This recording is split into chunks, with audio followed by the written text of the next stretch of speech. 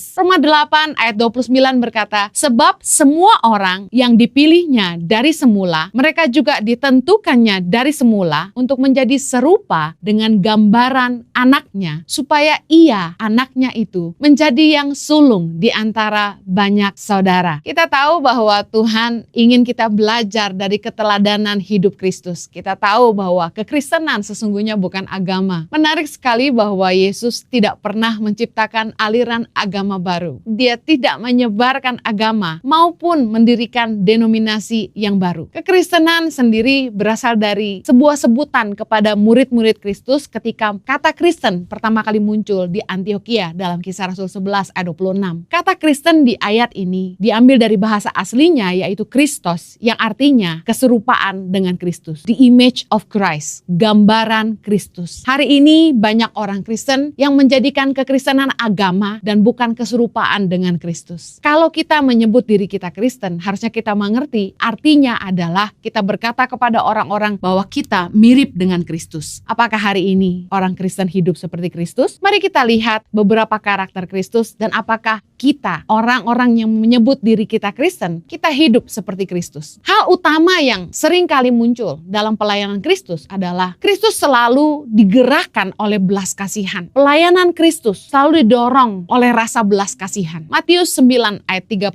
Melihat orang banyak itu, tergeraklah hati Yesus oleh belas kasihan kepada mereka karena mereka lelah dan terlantar seperti domba yang tidak bergembala. Mari kita lihat Matius 14 ayat yang ke-14. Ketika Yesus mendarat, ia melihat orang banyak yang besar jumlahnya. Maka tergeraklah hatinya oleh belas kasihan kepada mereka dan ia menyembuhkan mereka yang sakit. Kita lihat dari ayat-ayat ini, banyak kali Yesus digerakkan oleh belas kasihan kepada jiwa-jiwa. Yesus sangat peduli kepada jiwa-jiwa yang terlantar. Dikatakan mereka seperti domba yang tidak bergembala. Dan Yesus peduli kepada orang-orang sakit. Bahkan dalam Markus 1, Yesus menyembuhkan orang yang sakit kusta. Dalam ayat 40-42 dikatakan gini, seorang yang sakit kusta datang kepada Yesus sambil berlutut di hadapannya. Ia memohon bantuannya. Katanya, kalau engkau mau, engkau dapat mentahirkan aku. Maka tergeraklah hatinya oleh belas kasihan. Lalu ia mengulurkan tangannya, menjamah orang itu dan berkata kepadanya, aku mau, jadilah engkau tahir. Seketika itu juga lenyaplah penyakit orang kusta itu dan ia menjadi tahir. Dari banyak ayat, kita dapat melihat bahwa Yesus sangat punya belas kasihan kepada orang-orang sakit. Kemanapun Yesus pergi, Yesus menyembuhkan orang sakit. Kita harus yakin bahwa Yesus mau kita sembuh. Kalau kita sakit hari ini, kita harus yakin bahwa Yesus peduli kepada kita dan Yesus mau kita sembuh. Yang menarik dalam perikop Matius 15 ayat 32, Yesus peduli kepada jemaat yang mendengar khotbahnya. Yesus berkata begini, lalu Yesus memanggil murid-muridnya dan berkata, hatiku tergerak oleh belas kasihan kepada orang banyak itu. Sudah 3 hari mereka mengikuti aku dan mereka tidak mempunyai makanan. Aku tidak mau menyuruh mereka pulang dengan lapar. Nanti mereka pingsan di jalan. Saya membayangkan Yesus begitu perhatian, sangat care terhadap orang lain. Yesus tidak hanya berkhotbah, Yesus tidak hanya fokus kepada khotbahnya, tapi dia memperhatikan bahwa domba-domba ini pulang dengan kelaparan. Mereka ikut Yesus 3 hari dan belum makan. Keren banget Yesus bilang ini, aku tidak mau menyuruh mereka pulang dengan lapar. Nanti mereka pingsan di jalan. Betapa luar biasanya. Kebanyakan orang cuma mikir perut sendiri, bahkan berhitung untung dan rugi. Yesus peduli sekali kepada orang-orang yang mengikutinya ketika mereka belum makan. Apakah kita pernah tanya orang-orang yang bekerja kepada kita, apakah mereka sudah makan? Peduli nggak kita? Mereka udah makan atau belum? Orang bekerja pada kita yang kita pikir, apa yang orang itu bisa lakukan buat kita? Apa yang kita bisa ambil untuk diri kita? Tapi Yesus ngajarin kita betapa dia peduli sama orang lain.